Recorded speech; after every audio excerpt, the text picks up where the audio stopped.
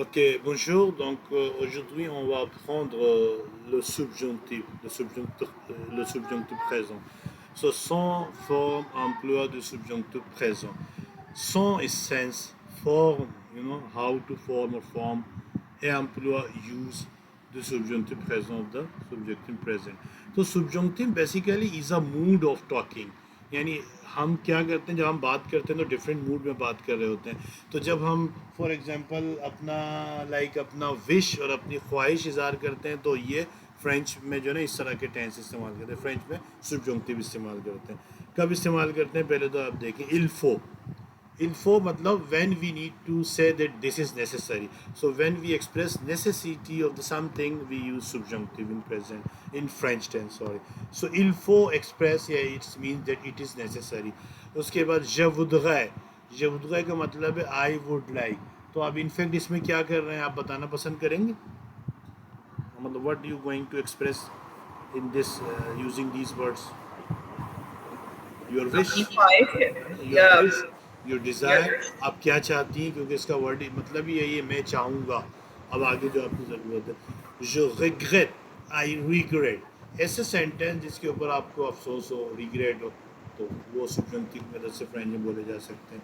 उसके बाद ऐसे सेंटेंसेस फ्रेसेस जिसके अंदर आपको शक हो और यू आर नॉट श्योर, तो जब हम subjunctive इस्तेमाल करते हैं. तो basically it's in fact it's a mood off talking.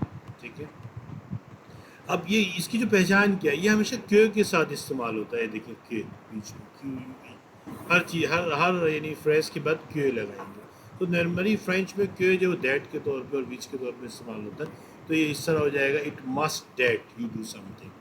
तो अगर हम इसकी फॉर्मेशन देखें केल्वियन, ये इसकी फॉर्मेशन किस तरह होती है. पहले तो हम इसकी कॉन्जुगेशन समझें. ला कॉन्जुगेशन तो लाइक जैसे हमारे पास फ्रेंच के अंदर प्रेजेंट टेंस की कॉन्जुगेशन होती है, इम्परफेक्ट की होती है, फ्यूचर की होती है. इसकी भी अपनी कॉन्जुगेशन है.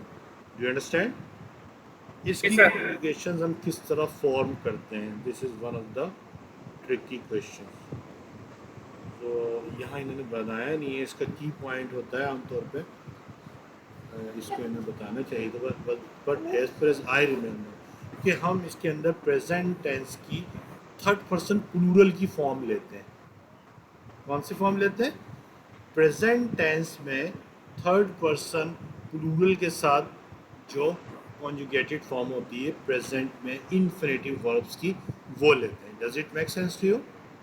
Yes, sir. उसके बाद उसके आगे जो ई एन टी होता है वो रिमूव कर देते हैं. अब फॉर एग्जांपल मैं इसको लिखना चाहूँगा ताकि आपको समझ आए. फॉर एग्जांपल अगर मैं कौन सा वर्ब लूँ. वनीर. I am going to write it वनीर. देखिए वनीर is infinitive verb and now I am going to talk it in plural. I am going to conjugate it in the plural in the present tense. तो ये क्या हो जाएगा. V I E N T. इल्वियन. ये इस तरह होगा. व्हाट डज इट मीन इल्वियन. हेलो. They come. देखम. They come. देखम वर्ल्ड. तो हम क्या करें इसका ई एन टी रिमूव कर देते हैं. ई एन टी हम रिमूव करते हैं तो रिमेनिंग पार्ट हमारे पास क्या बचता है. V I E N. ठीक है जी. ये रिमेनिंग पार्ट बचा. अब हम दोबारा से बुक पे गए और हम इसको मैच करते हैं कि आइदर वी आर राइट और रॉन्ग. सब देखें ये इधर पार्ट लिखा हुआ है. ठीक है जो हमने वहाँ देखा था. You can see another time Yes, sir. V I N N. So where are you going. V I N N. तो ये यहाँ तक लिखा हुआ है. आपने इसका ये चीज़ ले लिया. ई को नहीं लेना. E you don't take E now. Why. Because E has been given here in the endings of the subjunctive. I remind you each and every tense has its own ending in French. ठीक है. Like present has e, es, e, then ons, ez, then ent. So the ending of the subjunctive presents are very very similar to the ending of the present tense. Do you understand. Yes, sir. किस तरह. ये देखें simple वही ending आ रही है. अब आपने क्या करना है. If you are willing to conjugate this verb, कौन सा. वही वाला वर्ब लेंगे. आपने सिंपल वनीर को का उसी तरह एज इट इज़ लिया, ठीक है जी। अब चले वनीर को के बजाय मैं फ़ोन कर देता हूँ। अगर हम थर्ड पर्सन प्लूरल में फ़ोन लिखते हैं ना, PRENNENT, ठीक है, तो आपने क्या उसका ये जो है स्टेम बचा। आपने सब्जेक्ट के साथ ये लिखा और प्रेजेंट की subjunctive की सॉरी एंडिंग इसके साथ लगाई। यहाँ पर रखा आपने EESE IONS IEZENT। If you still don't understand, then I'm going to bring you on the word file, ठीक है, word file। So I give you for example present, पहले हमने इसको present किया। प्रेजेंट टेंस पहले हम देख लेते हैं जी। प्रेजेंट में वर्ब लिया हमने फोन का, ठीक है जी, PRENDRE। इसका मतलब है जी टू टेक। सारी कॉन्जुगेशंस लिखी इसकी, PRENDS, ठीक है, you know, so I'm not going to write in fact all, I just came directly with the third person plural। तो थर्ड पर्सन प्लूरल में ये होता है PRENNENT, ठीक है। Now what you going to do, you going to make the you going to take the this part of this, ठीक है जी। And I need to make it yellow, so in order to give you a good sense, ये किया। अब हम subjunctive बना रहे हैं, ठीक है जी, subjunctive। और आगे présent भी करते हैं क्योंकि we have different type of subjunctive।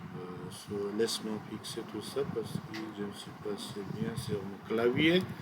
subjunctive, अब for example I told you subjunctive हम हमेशा il faut और उसके बाद क्यों इस्तेमाल करते हैं। ये हो गया कि अब आप सेंटेंस लगा रही हैं, आप कह रही हैं इट इज़ नेसेसरी दैट, ये आपने कह दिया, ठीक है, ज, और आपने PREN फोन यहाँ लिया, ठीक है। और चूंकि इसकी अपनी subjunctive की एंडिंग्स होती हैं, मैं बोल्ड में लिख रहा हूँ, ये subjunctive की एंडिंग्स है, ये डिफरेंट कलर में, तो मैं इसको कलर कर दूँ ताकि इसकी एंडिंग्स चले। हमने येलो ही कर दिया। अब इसको सेपरेट कर दें, ये ठीक है सर। सिंपल उठा के आपने वहाँ मैंने ऐड कर दी, ठीक है। il faut que je prenne il faut que je prenne des gâteaux, what does it mean, मुझे बताइए। या सिंपल अगर मज़ीद common It is necessary that I take phone cake। था pour aller आप, Obvious। या ये मैं कह रहा हूँ कि ज़रूरी है कि मैं ये ट्रेन लूँ पेरिस जाने के लिए, ठीक है। You can सही। तो ये अच्छा, देयर इज़ ऑलवेज साइन होनी है, you know, as a preposition. Yes sir। il faut que je prenne ce train, ये आपने लिख दिया। फिर आपने il faut as it is लिखा और que, और आगे ट्यू आ गया, तो ट्यू की अपनी PREN हमने वहाँ से उठाया, ई है सब इसकी एंडिंग। Yes। तो I need to bring you back on the book now, book पर आ जाए, ये एंडिंग इसकी, दैट्स ऑल। अब देखें, que je prenne, que tu prennes, il prend, nous prenions। सही है। तो ठीक है, बेसिकली मुश्किल क्या चीज़ है, इसको किस तरह बनाना है और इसकी एंडिंग्स क्या है, क्योंकि ज़ाहिर सही है है, थोड़ी सी डिफरेंट है। तो ये हो गया आपका subjunctive। अब सही हम है। यानी how to form this, and now we going to, क्या कह रहे हैं, आगे कहते हैं। अच्छा, उसके बाद नंबर 3 पे देखें, l'exemple आप खांसी को यानी प्रिंसिपल यूज़ किया है। जो subjunctive sample आपका verb exprimer, subjunctive can be used after these verb, la volonté when you want to volunteer something, ठीक है। la nécessité जब आपको किसी चीज़ की ज़रूरत हो, ज़रूरत ज़ाहिर हो जुमले में। le souhait wish ज़ाहिर हो, desire हो। la préférence जब आप कोई प्रेफरेंस देना चाह रहे हैं। je veux फॉर एग्जांपल, अब मैं चाहता हूँ कि आप जो है कल सुबह मुझे फ़ोन करें, तो मैं बोलूँगा je veux que tu me téléphones। तो टेलीफोन जो आ रहा है वो subjunctive का है, do you understand? तो अब मैंने कहा je veux que tu me téléphones demain soir pour discuter l'affaire de business, etc etc। मैं चाहता हूँ कि तुम मुझे कल सुबह फ़ोन करो बिजनेस अफेयर डिस्कस करने के लिए। तो ये सही मेरी है। चाहत हो गई, ये हो गई जी स्वेट। Good. Je voudrais, ये भी उसी तरह, je demande, ये आपकी डिज़ायर हो गई. Je demande que tu sois à l'heure pour la classe de français. I want that you be time of class, French class. तो अब मैं सुबह जो इस्तेमाल करूँगा वो subjunctive का, यानी être become सुबह, और वो एंड होगा SOIS के ऊपर ही. ठीक है. अब मैं बोलूँगा मैं चाहता हूँ कि तुम ये एक्सरसाइज करो in order to get the good skills in French. तो मैं बोलूँगा je veux que tu fasses ये इस्तेमाल, fasses, but ES आएगा आखिर में क्योंकि इसकी एंडिंग ES, ठीक है. तो ई डला ठीक हुआ. है. For example, je veux que tu fasses cet exercice afin d'avoir une bonne skill ou une bonne vocab compétence en français. मैं चाहता हूँ कि तुम ये एक्सरसाइज करो अच्छी वोकेबलरी या कंपेटेंसी फ्रेंच पे होने के लिए, ठीक है. तो ये मेरी ख्वाहिश होगी. प्रेफरेंस अगर आप किसी चीज़ को दें, for example je préfère étudier français avec monsieur Danish. तो आप ये जो है, अब चूँकि आपने क्यों नहीं लगाया, जो प्रेफर एतुदिए डायरेक्टली, तो आप उस तरह भी बोल सकती हैं. ज़रूरी नहीं है कि हर मूड ही अपनाया जाए हर वक्त, क्योंकि इसमें इन्होंने ये भी कहा है कि आप जो है हिंदी गति प्रेजेंट पासिव फ्यूचर कुछ भी इस्तेमाल कर सकती हैं इस तरह के सेंटेंसेस में.